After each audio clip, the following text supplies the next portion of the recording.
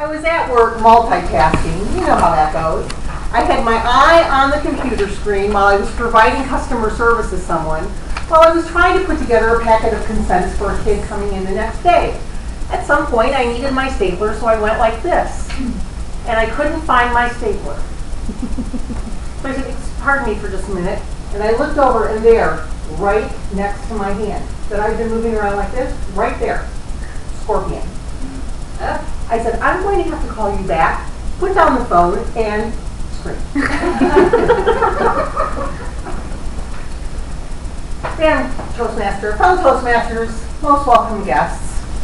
I told that story to a friend of mine named Dan, and Dan said to me that scorpions know if you are living right or not. He cited the example of himself and his roommate. They share a house. Dan lives on one side of the house, the roommate lives on the other side of the house. The roommate, who lives a fast, loose life with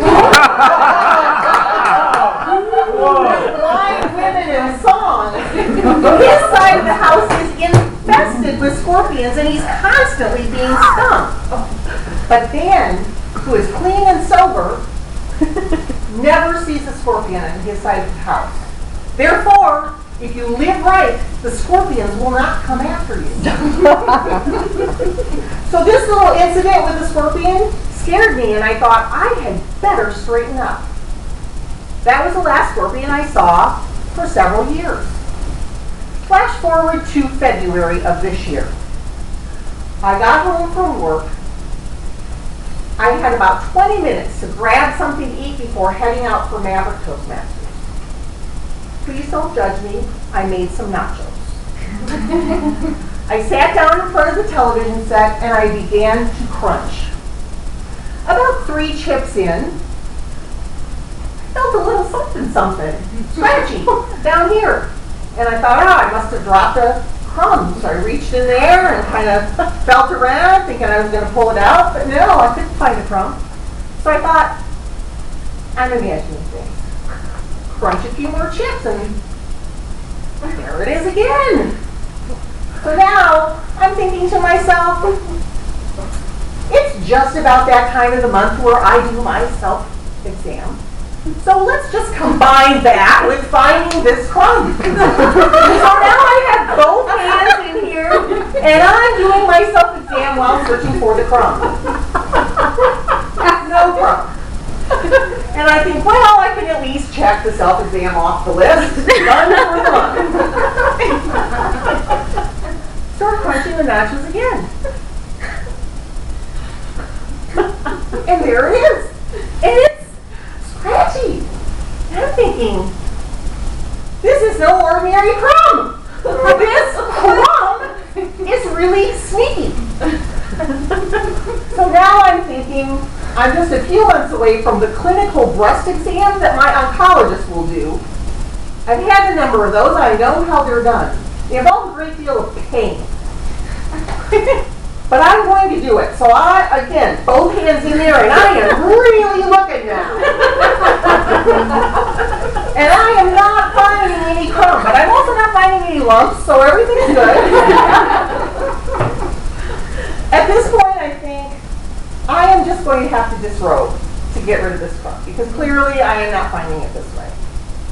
Pull my hands out, and as I look down, there, poised on the precipice of my shirt, ready to take a dive back inside, is a wee little scorpion. And I did what any American woman would do. I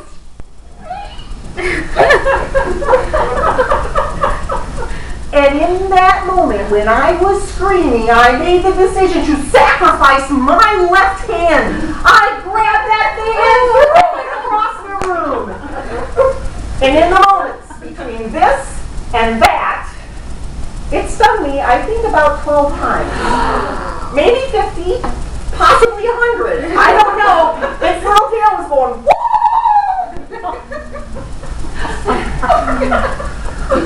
Once it was off my body, I said, okay, now what? I've never been stung by a scorpion before.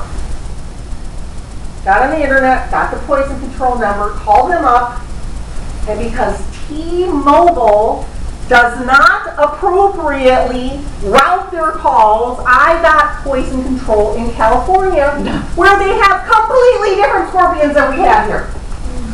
But the nice man told me that as long as nothing adverse happened in the next 45 minutes, I would probably be fine, just in a lot of pain. I said, could you define adverse? And he started to tick things off like double vision, frothing at the mouth, unconscious, and yes, death. I said to him, I live alone. Do I need to go to the emergency room? And he said, no, really not, unless you're unconscious. That's going to be a little bit of a jail for me to get myself to the emergency room. He stayed on the line with me while I went next door and recruited my neighbor to come and check on me every 10 minutes until I had passed the miracle 45-minute mark. I got all my necessary paperwork, the computer, the insurance card, and everything that I needed in a fanny pack and hooked it up to me just in case he did find me unconscious. I had what I needed at the hospital.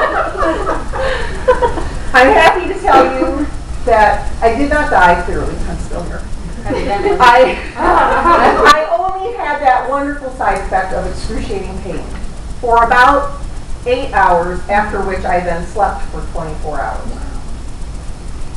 Now that little scorpion is still alive someplace in my house. I have not found him yet. I have a little flashlight, but he is a wily critter. I'm looking for him, but not finding him.